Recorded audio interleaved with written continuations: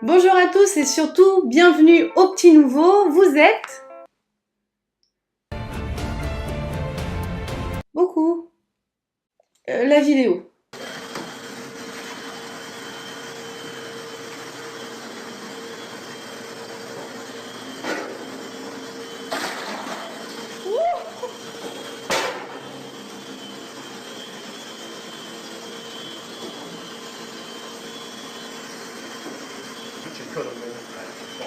你知道吗？你看眼睛都变白了，所以在正常的我给你看，你来摸，它是一个硬的，鱼死了吧？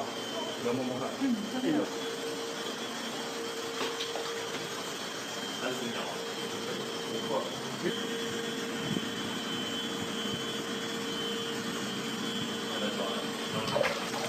On résume, on a un poisson vivant qui est plongé dans un liquide et il a l'air d'en sortir congelé. Et quelques minutes plus tard, il semble revenir à la vie comme si de rien n'était.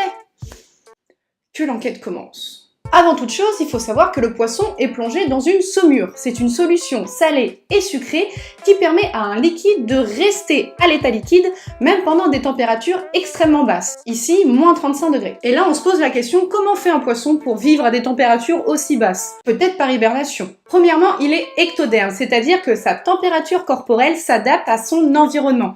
Si l'eau est froide, le poisson sera froid, et vice-versa. Nous les êtres humains, c'est pas parce qu'on est dans une eau froide que notre température corporelle l'est aussi. On reste à peu près à 37 degrés. C'est parce qu'on est endotherme, à sang chaud.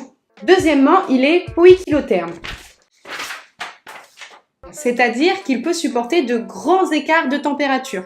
Nous les êtres humains, si on dépasse la fourchette 35-37 degrés, on n'est pas très bien. Donc non, on ne peut pas parler d'hibernation pour les poissons, car ils s'adaptent beaucoup trop bien à leur environnement. Ce sont surtout les animaux à sang chaud qui, eux, pour se protéger des températures basses, préfèrent faire un petit somme pendant l'hiver. Par contre, chez le poisson, on peut parler de brumation. Il va, avant l'hiver, accumuler de la graisse et pendant l'hiver, réduire son activité métabolique pour utiliser moins d'énergie.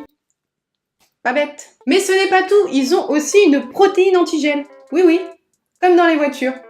Elles sont formées dans le foie et se baladent dans le sang.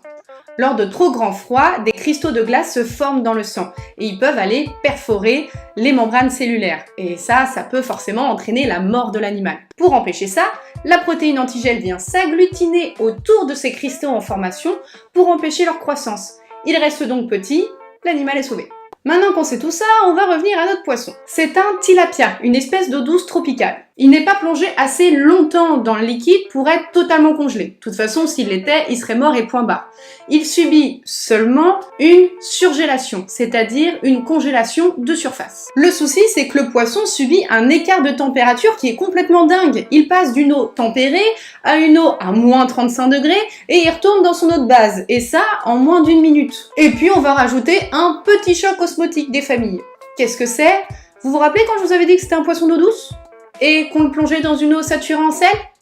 Bah, il s'adapte, mais faut pas non plus exagérer. Avec tout ça, et même si le poisson bouge à la fin de l'expérience, il y a fort à parier qu'il décédera dans les jours à venir.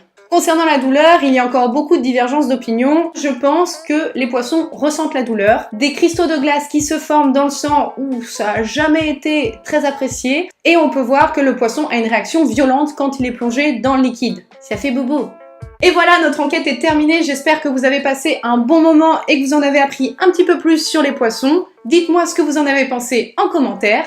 Si vous avez aimé, likez, partagez, abonnez-vous pour voir les prochaines vidéos, ça m'aide énormément. Pour tous ceux qui veulent avoir des nouvelles entre deux vidéos et qui veulent participer à la création de certaines d'entre elles car j'ai besoin de vos questions pour les interviews, ça se passe sur Facebook, Instagram. Je vous mettrai les liens dans la description. Et puis moi je vous dis à la prochaine.